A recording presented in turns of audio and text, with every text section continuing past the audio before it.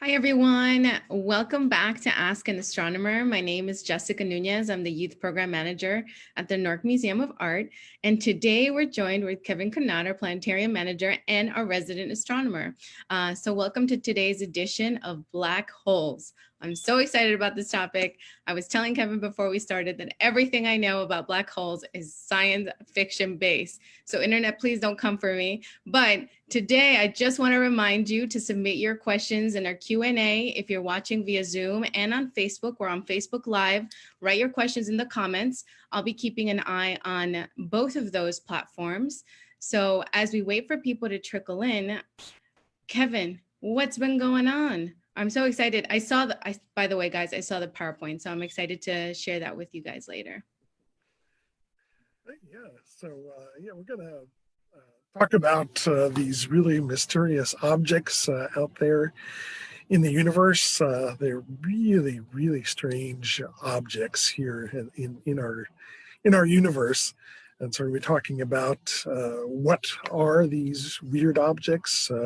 What would it be like if you tried to travel through a black hole and all that kind of fun stuff? Yeah. Let me start the sharing my PowerPoint here for you so we can talk about some of these interesting things. And as Jessica mentioned, we're going to answer any questions you might have about these strange objects. So let's get started. As I mentioned, black holes are located throughout the universe. We find them in the heart of galaxies. We find them spread around, smaller ones spread around galaxies. So there are quite a lot of them out there in the universe. And so where do all these black holes come from? Basically, black holes come from stars. But keep in mind that only the biggest stars do become black holes. And here we have an example of a very large star that's about 300 times more massive than our own sun. And so something like this certainly would become a black hole at the end of its life. And we talked about the life of a star just a short while ago at the beginning of the summer. I think it was our June program that we talked all about the life of stars. And so if you're interested in learning a little bit more about that, you can go back to that previous video. But in a nutshell, remember that stars like our sun, smaller stars and medium-sized stars, when they reach the end of their life, when they run out of fuel, they don't go out with a bang. They kind of go out with a whimper, and they end up as these little white dwarf stars. But the larger stars, stars that are, say, 10 times more massive than the sun or larger, well, they have a different path, and they become these red supergiants at the end of their lives. They can go supernova, they collapse and then explode, and the result can be a neutron star. But if they're a little bit more massive than that, the result is a black hole. And these are really bizarre objects, as we'll find out as we get into this particular subject. Black holes, surprisingly, are really not a new idea. There was a French astronomer, was one of the first scientists to figure out that this could happen in our universe.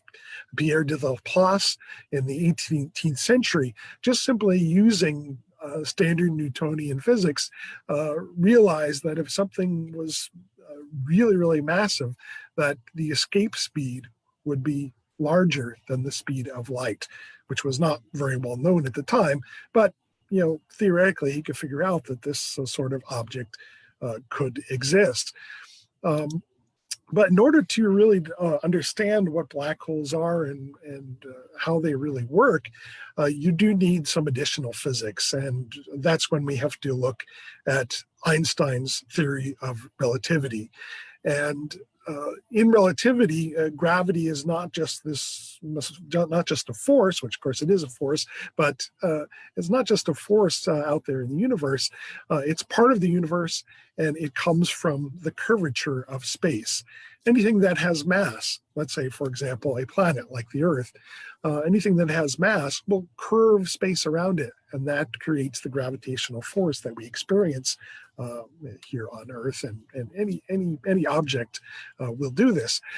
For a planet, the curvature is not very sharp curvature, but for larger objects, the curvature gets more and more extreme. So for a star, the curvature is rather strong, and you can see the effect of that on stars near if you look at stars, they kind of shift position. But neutron stars, very dense, compact objects, so those have pretty strong gravitational fields, and the warp is even stronger around them. And the extreme example is a black hole, where you take the mass of a sun or even several suns and take that mass and crush it down into a single point. And we call that a singularity. And that creates a very extreme sort of gravity well, as we like to describe it. And that well is so deep that not even light can escape from it. And so very bizarre things start to happen as you get close to that singularity. And so that's what a black hole is. It's a dead star. The mass of it has collapsed, and its size, it's literally zero. Its volume is literally zero. Its density is infinite. And so really, really bizarre thing to think about. But so do these things really exist? Well, many years ago when I first started studying astronomy, we weren't really sure. We were pretty confident that we would find black holes, and we had some good examples of objects that seemed very small and very dense, had very strong gravitational fields, but we weren't really sure. But now we know that they really do exist out there. One of the first examples was first discovered back in the 1960s, if I remember correctly. This is an artist's rendition of what Cygnus X1 might look like. This was discovered using an X-ray telescope. Astronomers found X-rays pouring out of a constellation called Cygnus, which is visible right now in the nighttime sky. And they saw these X-rays coming out of this, and they thought, well, what the heck is this? And eventually it became to realize that there was a black hole in this star system. And originally it was a two-star system. The one star was so large that it turned into a black hole and started to suck gases off the other star. And as that gas spiraled down into the black hole, it became so energetic that it gives off X-rays. And so that's how we discovered it. And you might wonder, well, how is that possible? If light can escape from a black hole, how could you possibly see any of that light? Why aren't they completely invisible? But fortunately for us, black holes are really sloppy eaters. As the gases and the dust falls into these black holes, they speed up. And as they speed up, they heat up and they start to give off radiation. And so we can see X-rays and gamma rays and radio waves coming out, pouring out of these areas close to a black hole. So fortunately, because they are such sloppy eaters, we can sometimes find them rather easily. True, if a black hole is not eating any gas at all, well, they're pretty quiet and it'd be pretty hard to find them. But fortunately, they do seem to suck down a lot of gas. Another way that we can find these invisible objects is to look at the stuff that's going on around them. We find this especially true at the center of galaxies, where there are supermassive black holes. These are black holes that have eaten up other stars and have gotten more massive over time. And so now they are millions or even billions times more massive than a star. And we can find them by looking at stars around them. We can see stars orbiting, something that's very small and has a very high mass. Or we can see gas being sucked into them, as gas spiraling down and getting sucked into them. So we can look at their surroundings and find them as well. When we talk about this, a lot of people wonder, well, if there are black holes out there, and if there are so many of them, how can we even exist? How come everything in the universe hasn't already been sucked into a black hole over billions of years? Well, you have to remember that a black hole, no matter how large, is not really a vacuum cleaner. It doesn't suck things in. It works through gravity. And gravity is gravity. It doesn't matter where it comes from. And gravity, fortunately for us, is weak over large distances. So if you get too close to a black hole, yeah, you could get sucked in. But gravity gets very weak very quickly as you increase your distance. And so even though we have a supermassive black hole here on our own Milky Way, it doesn't suck in the whole galaxy because we're just too far away. The gravitational pull of the black hole is too small to suck the sun into the center of the galaxy. So keep that in mind. What would a black hole look like if you were able to get up close to it? And this is where things get kind of bizarre. And we do have to speculate a little bit because we have never been up close to a black hole. But this is the basic idea of what a black hole may look like. The singularity, that is the actual black hole itself, is invisible down inside the center of this. And that's that point, that single point in space that has many, perhaps dozens or millions or even billions of suns packed together into a space that is really literally zero size. And around it, though, there's an area, there is a sort of point of no return, and we call that the event horizon. The event horizon is the point of no return. That's when something, once it passes that point, there is no hope of escape. Even traveling at the speed of light, you cannot escape. And so that's why we call it the event horizon. Around it, though, the gases and dust that might be captured by the gravity of the black hole, that sort of disk of material around the black hole is called an accretion disk. And so this is stuff that is spiraling around the black hole. Some of it might be in stable orbits, but some of it is spiraling down into the black hole. At some point, when you get real close, just before you get to the event horizon, there's a sort of a stable orbit there, but there's a sort of a last stable orbit before you get to the event horizon. If you go beyond that, well, light can still pass beyond that point, and there is a point which we call the photon sphere, and that surrounds the event horizon. That's a sort of a stable, last stable orbit for photons. Photons can orbit in that area. If it goes a little bit too close, it'll get sucked into the black hole, but it still can possibly escape. Now, when you spin things around as the stuff is spiraling down towards the black hole, if you spin something, especially if it's charged, you're going to get a magnetic field. And so there's some powerful magnetic fields around a black hole, and that can shoot gases out the poles. And so you get these jets of gas shooting out either side. And that's something we can also look for when we look at, especially at galaxies. It's another telltale sign of a black hole. You've got these jets shooting out the poles. So that's the basic structure of what a black hole might look like if you got up close to it. And as you approach a black hole, things get pretty bizarre. The gravitational field is very strong. The warping of space gets very strong. And so light actually bends around the black hole. The black hole acts like a gravitational lens. And as you, if you were unfortunate enough to fall into a black hole, as you approach to it, you would see these, what we call an Einstein ring. You have this ring of lights around it. That's the light from behind the black hole being distorted and sent your way. And so you see this distorted ring of stuff around, this distorted image of the background stars being projected at you as you approach the black hole. So very weird effect as you approach. Now, if you were unfortunate enough to fall into a black hole, at first you really wouldn't notice very much. But of course, as you reach the accretion disk, there would be a lot of radiation, as I mentioned, X-rays and gamma rays. So you'd have to, let's assume that you are able to survive that radiation. You've got a radiation suit that can survive that very powerful radiation. Let's assume that as you fall in towards the event horizon. And as you approach, of course, the curvature of space becomes very extreme and everything starts to distort around you. And you get the very bizarre optical effects, stuff from behind as I mentioned, behind the black hole. You can actually see some of that light as a ring around you. As you fall in, also the light gets affected.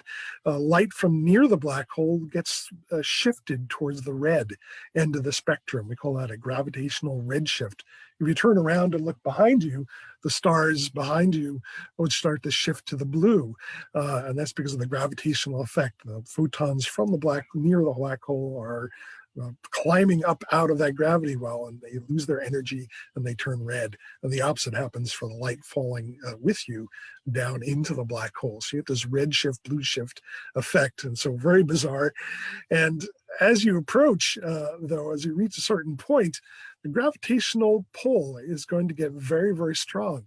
And what that happens when we look at relativity, the relativistic effects, time actually starts to slow down for you. The rest of the universe, of course, is not affected. If someone is watching you fall into this black hole, there's really not much that they can do for you. And they just see you very slowly. You start slowing down. Time starts to pass much more slowly. So you start to move in slow motion. And eventually, you reach a certain point where you're moving so slowly, it looks you're not changing at all. And in fact, time for you is passing very, very slowly as you get closer to the black hole. And you would look out towards the other parts of the universe, and everything would be seeming to move and fast forward, so to speak. And some place where, speaking of science fiction, Jessica mentioned science fiction, somewhere where that's done very well is the movie Interstellar, where two astronauts land on a planet near a black hole. And for them, only a few minutes pass, but the guy watching them out in a spacecraft, 40 years or something like that has passed by the time they get back, even though they had only a short trip near the black hole. So time distortion, time dilation becomes very extreme as you fall into this black hole. Very bizarre effect.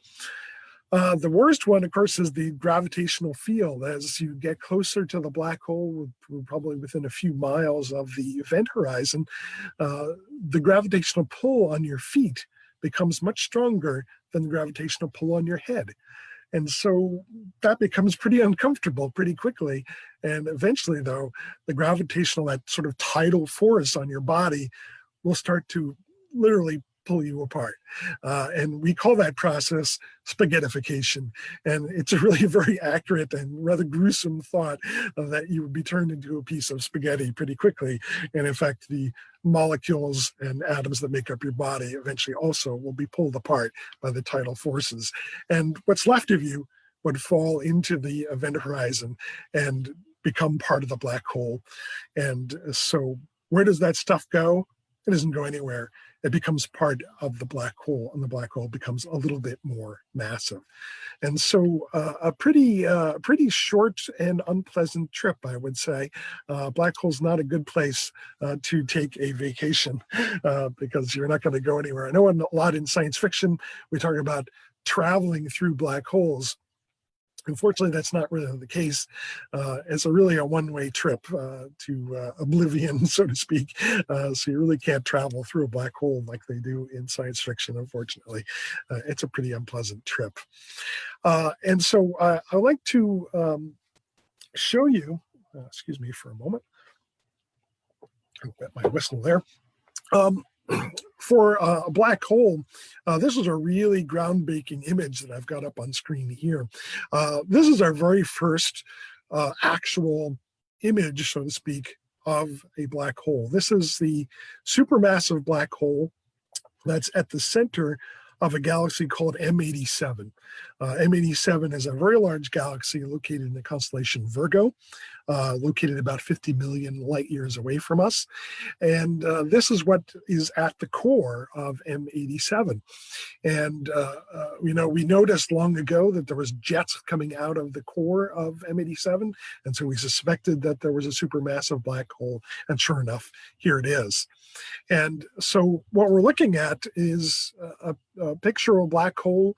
You can see around it, this is the accretion disk that I showed you in the diagram earlier. So this is the accretion disk. You'll notice the dark area. So down inside this dark area is where the event horizon, and at the very center would be the singularity. And so this is pretty amazing. This came out, about 2 years ago, I think, this was released. And so this is a pretty amazing view of an actual supermassive black hole. So fantastic imagery. Though we should mention that this is not really an actual optical image. This is actually done with radio telescopes. And this is an image that was built from data that came from something called the Event Horizon Telescope, which is actually not really a single telescope. It's a series of, I believe it's 8 different radio telescopes located across the world that were used, and they're used together to form a single radio telescope to be able to look out at some of these galaxies. And from this data, scientists were able to create this black hole image. And so here we see one of the telescopes in that array. This is the Green Bank telescope, the Bird telescope at Green Bank in West Virginia, one of the really little larger radio telescopes that we operate. And so pretty amazing image that was created using this telescope. And so I have a few other things that I'd like to share with you, but we do have, I think, a couple of questions, Jessica. We do have a couple of questions, I believe, about black holes. And I don't know which one you'd like to start with. Well, let's start with our Facebook question. So I'm going to read okay. From Tommy Yen. He wants to know, he says it's a part of a multi-part question. Is a black hole a 2-dimensional plane or a 3-dimensional object? For example, a lot of artistic interpretations depict it as a circular spinning disk, or is it more like a black sphere that spins? Is there height to a black hole? I would say the most accurate way to describe that is to say that it's none of the above, technically. It is a singularity. And so it's just a single point. It's not 3-dimensional or 2-dimensional. It's a single point. And so that's really bizarre because we live in a 3-dimensional universe. And here we have this 1-dimensional object that is inside of a 3D universe. And so, yeah, it's pretty bizarre. And so it has no height, has no width, has no length. It's really, truly, its diameter is 0. And that's really speaking of the singularity itself. Of course, we can't even really see that because it's enveloped in this event horizon. And sure, yeah, the event horizon is 3-dimensional, and that plane of material, that accretion disk that is falling in, that is it's a 3-dimensional object. The plane is is very thin, of course, compared to its width, but it's a plane of disk of material, just as we see orbiting around stars. So those are all real 3-dimensional objects, but the singularity itself, just a point. All right. Someone else on Facebook wants to know if white holes are real. Good question. Yeah, because certainly when I first started learning about black holes many years ago, we used to talk a lot about white holes, and certainly in science fiction, that was something that was talked about. People thought of black holes as being a tunnel that you could go into. And so if stuff went into a black hole, well, somewhere in the universe, it had to come out. And so we thought of this as kind of this big subway system where you could go and take a ship, go into the black hole, and you'd shoot out the other side. And on the other side, all this gas and material that was falling in would shoot out, and you have this bright spot. And we have objects in the universe, very active galaxies, which we call quasars. And so people thought maybe these quasars were the other ends of black holes. Well, it turns out that's not really true. And really, there is no tunnel. The black hole doesn't really go anywhere. And so in a way, black hole is kind of a misnomer and maybe a little bit misleading because it's not really a hole. It's a singularity instead. So as far as we know, white holes do not exist. We have never found any evidence that white holes exist. Thank you, Kevin. All right. So Zoom has been buzzing with questions. So thank you, everyone. Be so patient with us. I have one here that says, as an object falls into a black hole, is the information of the object, does it get stored in the boundary or horizon of the black hole? Oh boy, yeah, that's a tough question, and I don't think anyone really knows the answer to that question. And certainly, people like Stephen Hawking have gotten involved in that particular question. If you want to learn a little bit more about that, take a look at the information paradox surrounding black holes. And yeah, there is a question about whether or not, as stuff falls into a black hole, is that information lost or not?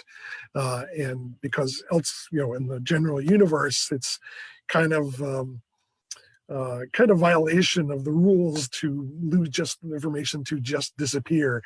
And so there's a question whether or not that would actually happen. And there are some pretty bizarre ideas about the surfaces of black holes, that perhaps information is stored almost like a hologram on the surface of a black hole. I don't know. I don't think anyone really knows the answer to that question quite yet. But yeah, take a look at the information paradox around black holes, and you can learn a little bit more about some of the bizarre ideas that people have come up with to try to solve that particular problem. Kevin, we're going to go with the question that was emailed to us. Oh, Lisa yes. says, I understand what Hawking's radiation is. However, what is not clear to me is how one particle slash antiparticle can be sucked into the black hole while the other escapes its gravitational pull. As I understand it, the pair of particles pops into existence very close to one another, so it wouldn't make sense that one particle is affected by the black hole's pull and the other is not. Also, given the particle hyphen antiparticle pair originated outside the black hole, why does it give off energy to make up for the particle that escaped the event horizon? It sounds like the black hole is paying for something it didn't ask for. Yeah, the black hole's getting a little bit of a free lunch there.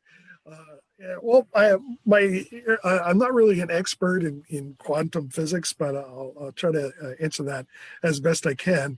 You know, we think that these particle pairs, you've got these particle pairs that can be created. Obviously, in the universe, it's really a violation of the laws of physics to get something from nothing.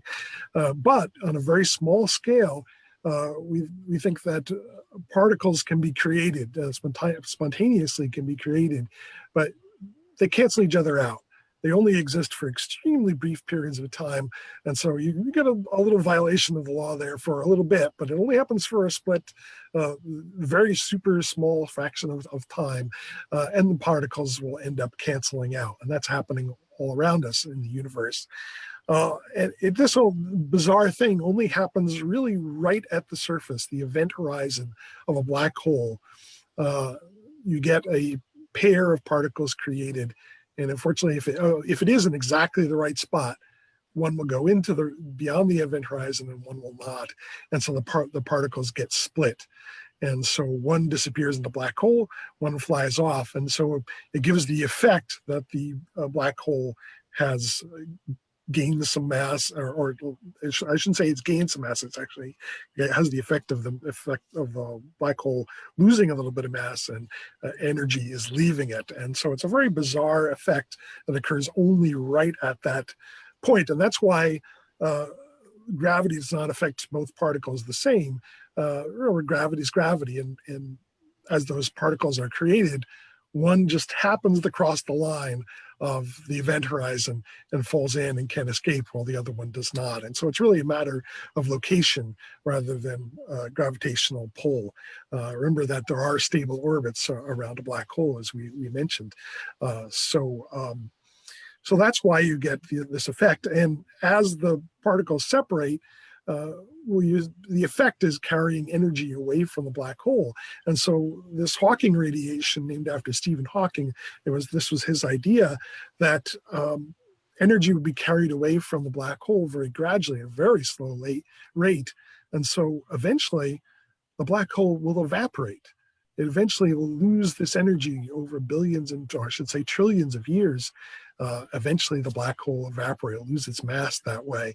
But of course, remember this happens extremely slowly. And so how long would it take for, let's say, a black hole like M87 to evaporate? Well, take a number 2 and then put 100 zeros after it. And that's how long it was, how many years it would take. So longer, many, many times the age of the universe. So it's not something that we probably would ever witness happening. But that's what Hawking radiation is. And it leads to the eventual evaporation of black holes. So pretty fascinating topic and great Thank question. you. So we have 22 more questions, but Oh boy, see if before we we can go knock these out. I know. Before we go into the next question, a quick shout out to Sue Santiago and her 7-year-old son who loves and is amazed by the universe, and he's watching us right now. So Hey. he's one of our younger viewers. Our next question is, are they still taking photos of black holes and adding them to earlier images? I think you sort of touched on that with the image, the last image you showed us. Yeah, like the Event Horizon Telescope, they're obviously continuing their project. Of course, we can. There's a variety of X-ray and gamma ray telescopes located around the world and in space that can look for those gamma rays and X-rays coming from black holes. And so, yeah, there's more data on this stuff being collected all the time. And I'm sure we'll see more more images like the one we saw from M87 as time goes on. Yeah. Kevin, how do we know whether a supernova will turn into a black hole or a neutron star? Well, it does have to do with the mass of the star itself.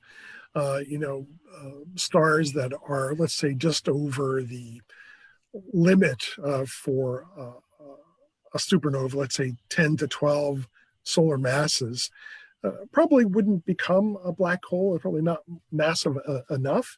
And so that's what would become a neutron star. But when you start getting at much higher masses, well, then it'll collapse. And the collapse, there's nothing to stop the collapse. And it just continues and becomes a black hole.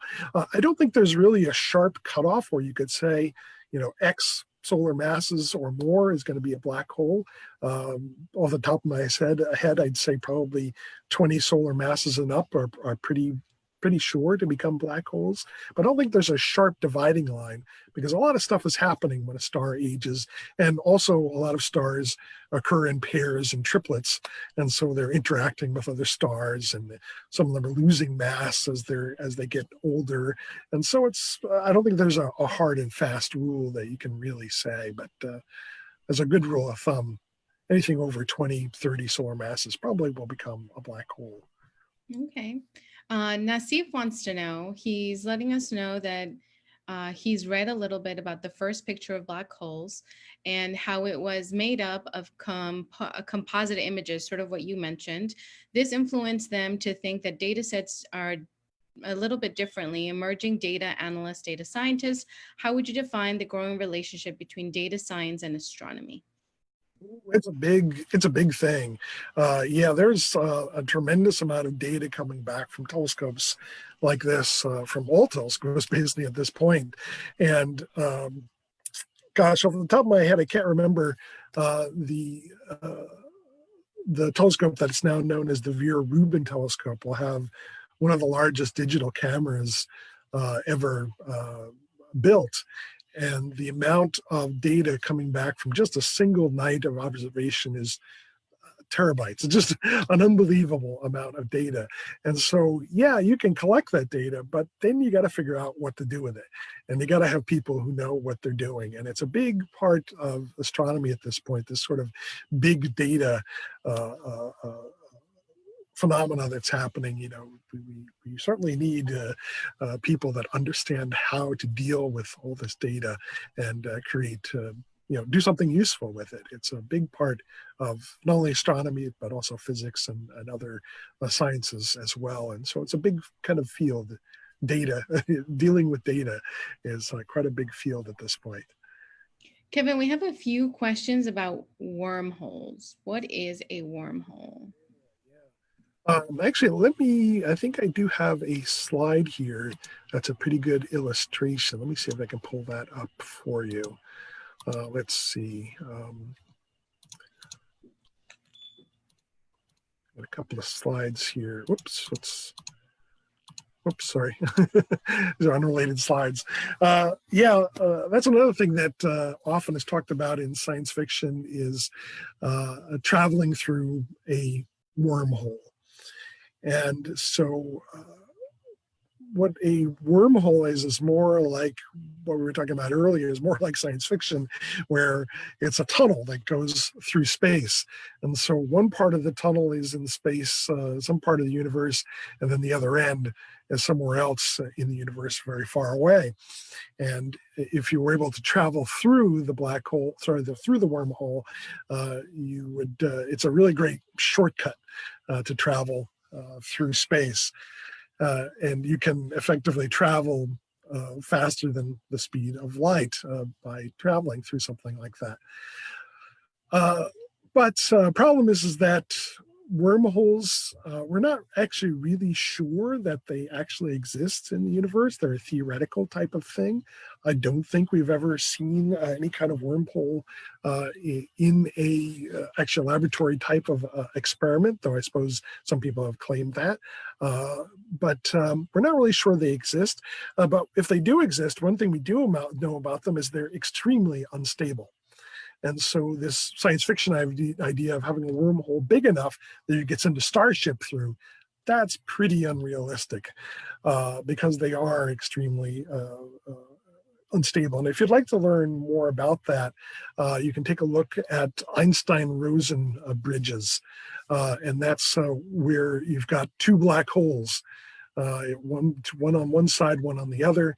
And the Einstein-Rosen bridge is this kind of tunnel in between them. And the problem is that how would you create something like that? Remember correctly, in order to hold the wormhole open, you need something that has negative mass. And well, that, as far as we know, doesn't exist anywhere in our universe. And so theoretically, something like this would be a great shortcut to other parts of the universe, but not quite sure we can actually build one. It's a pretty bizarre objects, bizarre phenomenon. All right, we have several other questions. Why can't we see black holes? This is from a 4-year-old. Oh, yeah. Well, we explained a little bit at the beginning that black holes, the gravity is so strong, the escape speed is so high, it's faster than the speed of light. So not even light can travel fast enough to get out of the gravity, get away from the gravity of that black hole. And so light from that might go into a black hole, well, it's never coming out. And so that's why we call a black hole black. But as we mentioned, fortunately, the stuff that surrounds the black hole, that can give off light. And that helps us find them, even though the black hole itself is invisible and we can't see it. Its surroundings are visible and its effects on everything around it are visible. And that's how we can find it. It's kind of a little detective story. You can track these things down, even though they're invisible.